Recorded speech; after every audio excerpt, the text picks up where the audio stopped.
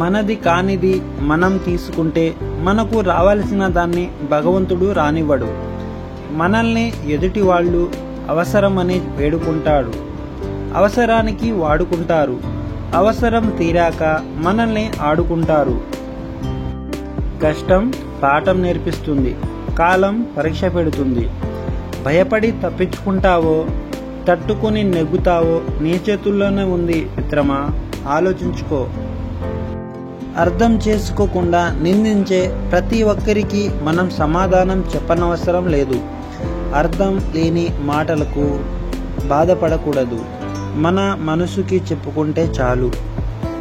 అందమైన వాళ్ళు మన జీవితంలోకి రావడం గొప్ప విషయం కాదు, అర్థం చేసుకుని ప్రేమగా చూసుకునే వాళ్ళు దొరకడం అదృష్టం.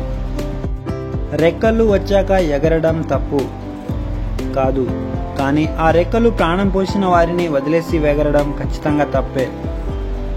మిత్రమా, జీవితం ఎప్పుడు ఆనందంగా ఉంటుందో తెలుసా? మనకు ఉన్న వాటితో సంతృప్తిగా లేదా తృప్తిగా ఉండటం నేర్చుకున్నప్పుడు, అప్పుడు మాత్రమే మనం ప్రశాంతంగా ఆరోగ్యంగా అన్నీ మంచిగా జరుగుతాయి. నీతి నిజాయితీతో బ్రతికే బ్రతుకుల్లో రాజసం ఉంటుంది.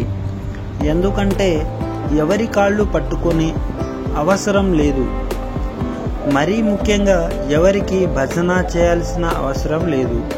అదొక రాజసం అంతే. అలా బ్రతకాలంటే దమ్ము ధైర్యం ఉండాలి.